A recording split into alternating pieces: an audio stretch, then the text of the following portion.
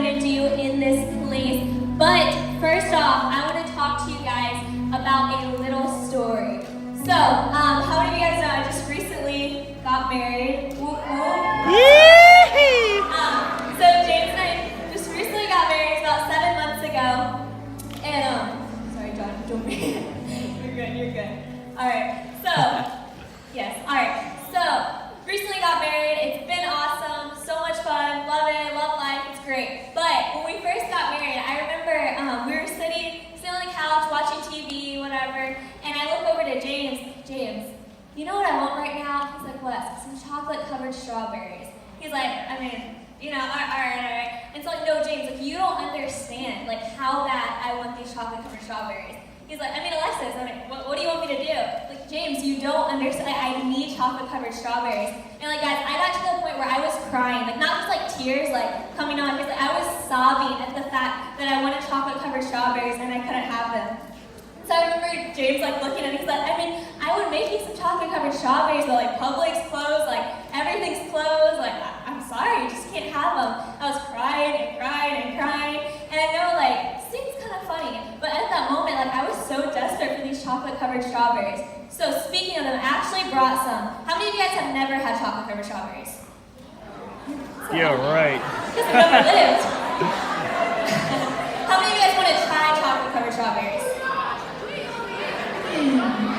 Alright. So I actually have a couple chocolate-covered strawberries here. Somebody in this section, you can come get them.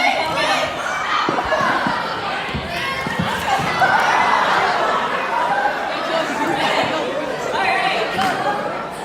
Really desperate for some chocolate-covered strawberries. Okay. Alright. Wait, don't eat them right now. Don't eat them right now. Love you guys here. Who has never had chocolate-covered strawberries over here? Yeah, a lot of you. Alright. Experience these chocolate-covered strawberries. They're amazing. But really, okay. So I know it's a funny illustration, everyone. But really, chocolate-covered strawberries, for some reason, I just like, they really mean a lot to me. Like I just really, like I love them. Like to the point where I cry over them, guys. Like it's the real deal. But with that being said, like, what if we're that desperate for Jesus? Yeah. No, it's a funny illustration, like I said, but really, like, what if we're that desperate for Jesus? So, man, what does being desperate for Jesus even look like? So, if you guys have your Bibles, I want you to go ahead and turn to Luke 7, verse 36 through 50. I think we're going to have it on the screen here, maybe. If not, just follow along with me. All right, so Luke 7, verse 36. This is a story of Jesus being anointed by a sinful woman. So verse 36, now one of the Pharisees invited Jesus to have dinner with him. So he went to the Pharisee's house and reclined at the table. When a woman who had lived a sinful life in that town learned that Jesus was eating at the Pharisee's house, she bought an alabaster jar of perfume. And as she stood behind him at his feet weeping, she began to wet his feet with her tears. Then she wiped them with her hair, kissed them, and poured perfume on them. When the Pharisee who had invited him saw this, he said to himself, if this man were a prophet, he would know who is touching him and what kind of sinner and what kind of woman she is, that she is a sinner. Jesus answered him, Simon, I have something to tell you. Tell me, teacher, he said. 2 men owed money to a certain moneylender. One owed him 500 denarii and the other 50. Neither of them had the money to pay him back, so he canceled the debts of both. Now which of them will love him more? Simon replied, I suppose the one who had the bigger debt canceled. You have judged correctly, Jesus said. Then he turned toward the woman and said to Simon, do you see this woman? I came into your house, you did not give me any water for my feet, but she wet my feet with her tears and wiped them with her hair. You did not give me a kiss, but this woman from the time I entered has not stopped kissing my feet. You did not put oil on my head, but she has poured perfume on my feet. Therefore, I tell you, her many sins have been forgiven. For she loved much, but he who has been forgiven little loves little.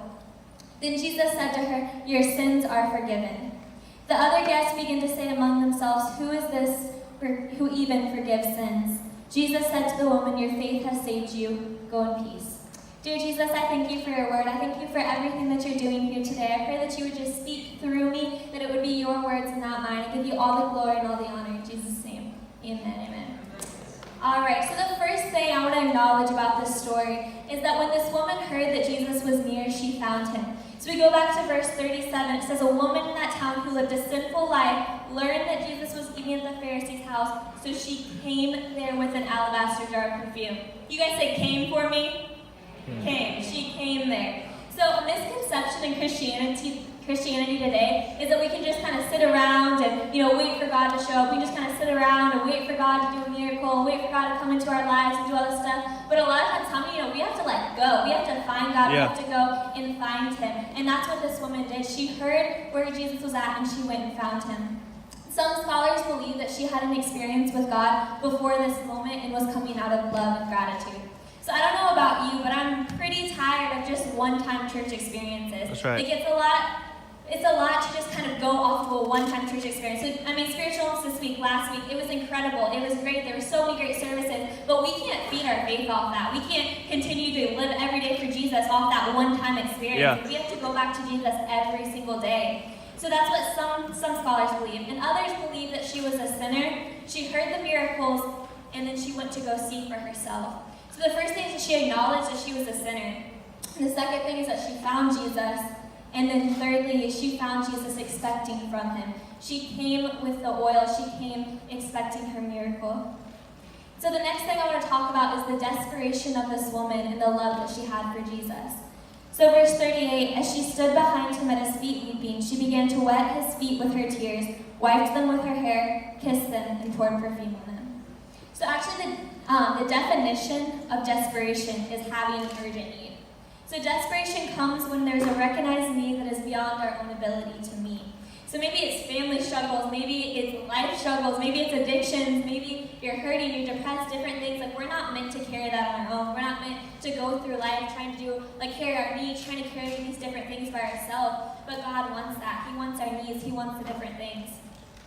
And so this woman, she was willing to get to the lowest of lows to show her love for Jesus.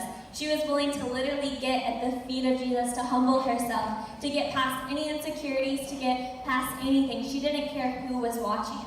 And I think that's one of the craziest things, because imagine the thoughts that people had about her. It says she was a sinner. Some scholars believe that she was a prostitute. So just imagine the thoughts as she's walking through the door, what people are whispering, what people are saying about her, the different lies that people are saying. And she doesn't care. She just keeps going, she keeps going, she keeps going till she gets at the feet of Jesus. And I believe that's what we need to do.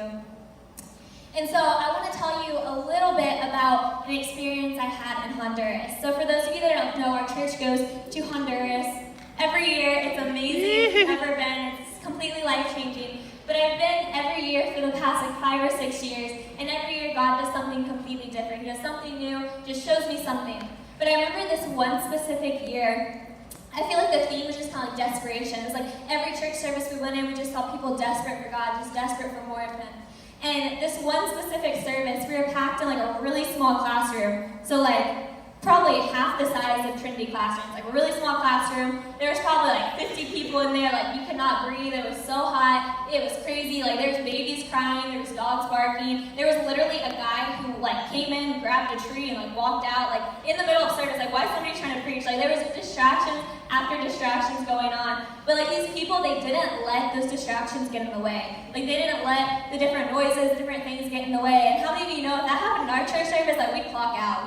We'd be done. We're there's too much going on. I'm done listening. I'm done paying attention. But they were still so hungry for a move of God. They're so hungry. They needed something. A lot of those people there, and it's a third world country, they have needs that we can't even imagine. They have struggles, they have sicknesses, they have different things that we can't even fathom. And so those distractions, they don't bother them. It doesn't matter to them. All they care about is getting to the feet of Jesus.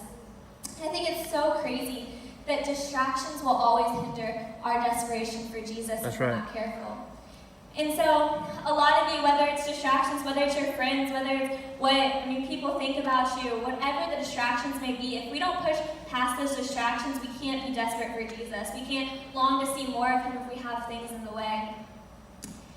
And so, distractions, like I said, they can look like a lot of things. It can be social media, it can be your past, it can be a bunch of different things that may try and get in the way of getting to the feet of Jesus. So I asked you a question in the very beginning. I said, what does being desperate for Jesus look like? And I believe it's three things. And the first one is longing to spend time with him. So if we want to be desperate for Jesus, we have to want to spend time with him. That's we have good. to want to go after his word. We have to want to seek his face. It doesn't just come, fall at our feet. Like, we have to go after him. We have to seek more of him. The second thing is having a genuine love for him. I know it sounds cliche. We're told all of our life, love Jesus, love God, it's the best thing you can do. But having a genuine love for Jesus is a little bit different. Because when you truly love somebody, you'll do something for that person that you wouldn't normally do for everybody else. And I'm sure this woman, the love that she had for Jesus was so unique. It was so different. I'm sure she didn't go around kissing everybody's feet, pouring oil on everybody's feet, wiping her hair with her tears. Like, that wasn't a thing that she normally did for people. But she had this unique love for Jesus, this genuine love for him. So it says right here, in verse 44 through 47, then he turned toward the woman and said to Simon, "Do you see this woman? I came into your house. You did not give me any water for my feet, but she wet my feet with her tears and wiped them with her hair. You did not give me a kiss, but this woman from the time I entered has not stopped kissing my feet. You did not put oil on my head, but she has poured perfume on my feet. Therefore I tell you, her many sins have been forgiven, as her great love has shown. But whoever has been forgiven little loves little." So I feel like it's really time that we develop this genuine love for Jesus. Like, he's done so much for us. He's done crazy amount of things for us, and it's our job to love him back. It's our job to treat him a little bit different than we treat everybody else. We have to love him. We have to want to spend time with him. How many of you guys, you love your friends, you love your family, right? You like spending time with them, you like hanging out with them, yeah. Well, how come we don't have that same desire for Jesus? Like, how come we don't want to spend time with Jesus? I know some of you in here do, but there's a lot of people that Jesus has touched your life, but it's been that one-time church experience. So yeah, God did something in my life. Maybe he healed a family member. Maybe he did something, but then I'm just going to kind of leave it there. We don't desire to seek his face every day. And the third is that we have to get past distractions. So when we put the pride aside, that's when we can see Jesus move. If we want to go deeper with God, the distractions have to go. And so if we're not continually chasing after God, we're on our way to spiritual death. And so a little bit about me, some backstory. I grew up in Indiana, but then I moved here my 7th grade year, so I actually went to TCA 7th through 12th grade. So I sat 7th, 8th, 9th, 10th, 11th, 12th. I remember 7th grade, I gave everything to Jesus. And I'm on fire, I'm gonna do this, I'm gonna be on fire for Jesus. And then as the years started going by, I remember being in my senior year, and just having this moment with Jesus where I felt like I wasn't desperate for him anymore. I felt like I didn't have this longing desire, that it kind of turned into just this church experience, that yes, I knew who Jesus was. I knew what he's done in my life. But as I got older, as I started to, just become a senior, when I was sitting in those seats, I would hear the word, I would hear different things. But I just had this moment where God really broke me, and he showed me that I wasn't desperate for him. I had this genuine love that longed to see him move, that wanted to sit at his feet, that wanted to worship him, that wanted to spend time with him. And when I had that moment my senior year, when I just began to literally give God everything, I said, I'm not holding on to anything anymore. I'm not holding on to the past. I'm not living in that anymore. But I'm going to give you everything. That's when he showed up. That's when he really transformed my life. And I began to develop this genuine love for Jesus. And it's something that you just have to long to see more of him. You have to get past distractions to develop that genuine love for him in order to see